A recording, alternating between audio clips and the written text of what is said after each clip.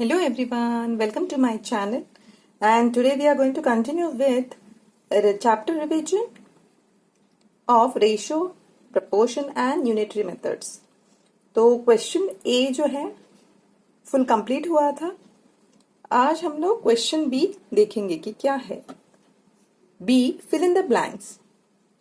उसमें first question sub question, if B is the mean proportion between A and C, the fourth proportional to A, B and C is dash. तो क्या होगा, हम लोगों ने already पढ़ा था कि A, B, C तीन दिए हैं. दैट मीन्स जो मीन होगा second and third will be the same. That is B will be repeated. It will be the second as well as the third proportion. So A is to B is as to B is to C. ये होगा. Okay, that means B will be repeated. Okay, तो इसका मतलब क्या होगा, the fourth proportion क्या होगा, fourth proportion is nothing but C. ठीक है.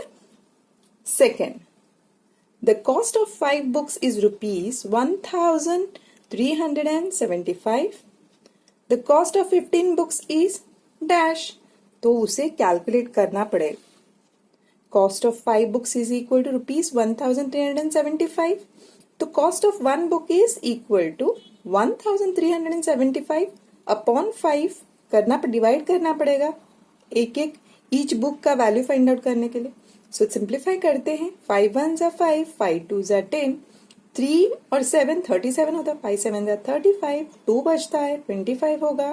5 5 जा 25. That means 275 rupees 275 is the cost of 1 book. Now we have to find the cost of 15 books. So cost of 15 books is equal to 275 into 15 होगा, क्योंकि एक का cost 275 है तो 15 का कितना होगा, 2 मल्टीप्लाई करना पड़ेगा ना. तो 275 into 15. तो यहाँ पे देखिएगा कैलकुलेशन किया हुआ है. तो after calculation we get it as rupees 4125. So rupees 4125 is the cost of 15 books. ठीक है. Move on to next, that is third question. 18 men can do a work in 15 days. 6 men can do it in dash days. Easy है. We've already done this in chapters. Now we will do it. We have to solve this. Okay.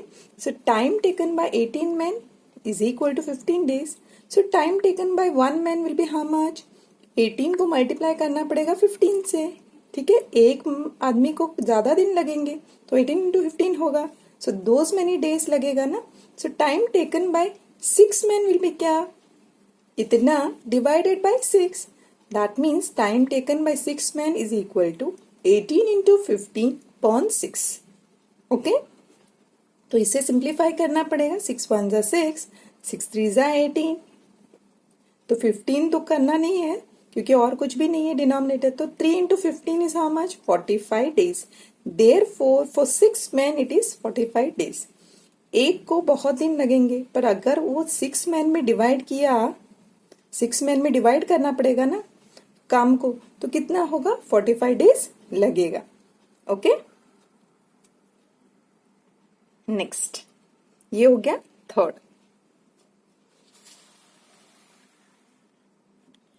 Fourth question is, if 7a is equal to 3b, 5a is to 7b is equal to how much? Okay, तो क्या करते हैं, 7a is equal to 3b यानी a को हम लोग left hand side में रखेंगे, जो b है उसे लेफ्ट हैंड साइड में लेकर आएंगे तो ये डिनोमिनेटर में आ जाएगा. तो a by b is equal to क्या होगा, 3 है.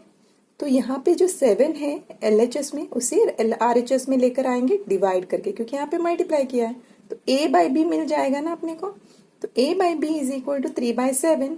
So when we get a by b is equal to 3 by 7, now we want 5a is to 7b. That means 5a upon 7b करना है. तो क्या करना पड़ेगा, a को 5 से मल्टीप्लाई करना पड़ेगा, b को 7 से मल्टीप्लाई करना पड़ेगा, विच इज इक्वल टू क्या होगा, 3 by 7. तो सिर्फ हम लोग LHS को मल्टीप्लाई नहीं कर सकते, तो RHS को भी करना पड़ेगा, क्योंकि ये दोनों कैंसिल हो जाएंगे तो ओरिजिनल नंबर आ जाएगा ना. तो 3/7 इंटू 5/7 करेंगे RHS में, यहाँ पे भी। तो इसका वैल्यू आएगा 5 into A is 5A, 7 into B 7B। तो यही तो चाहिए। तो इसका वैल्यू क्या होगा? 3 इंटू 5 इज 15, 7 इंटू 7 इज 49।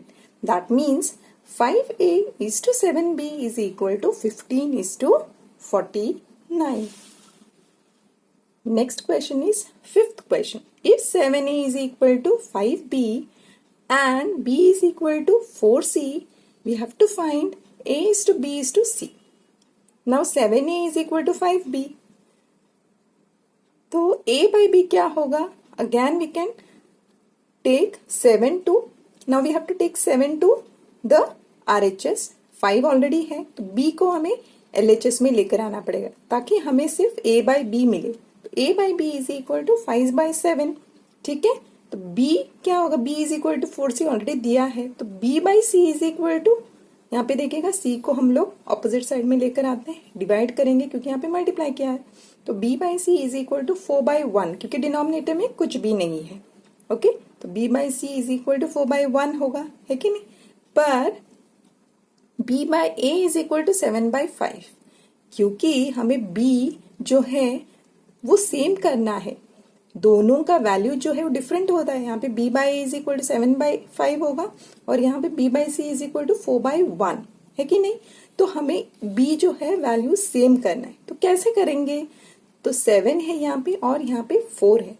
तो 7 को अगर 4 से मल्टीप्लाई किया और 4 को 7 से मल्टीप्लाई किया तो क्या आ जाएगा? 28। दैट मीन्स B जो है वो 28 होगा। तो B by A is equal to 7 into 4 upon 5 into 4 करेंगे, क्योंकि न्यूमरेटर में मल्टीप्लाई किया तो डिनोमिनेटर में भी करना पड़ेगा। तो 7 into 4 is 28, 5 into 4 is 20, correct. यहाँ पे देखिएगा B by C, यहाँ पे 4 है, इसे 28 करेंगे। 4 into 7 upon 1 into 7, 4 into 7 is 28, 1 into 7 is 7। तो यहाँ पे देखिएगा दोनों B जो है वैल्यू 28 हो गया। दैट मीन्स वी गेट, इसे A by B करेंगे इनवर्स, क्योंकि हमें A is to B is to C चाहिए। तो A by B is equal to क्या होगा? ये 28/20 है, तो उसका रिवर्स होगा ना, क्योंकि B by A is equal to 28/20।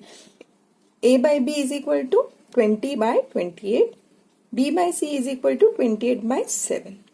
Now A is to B is to C क्या होगा? A is 20, तो 20 आ गया। B is 28, तो is to 28, C is 7, is to 7.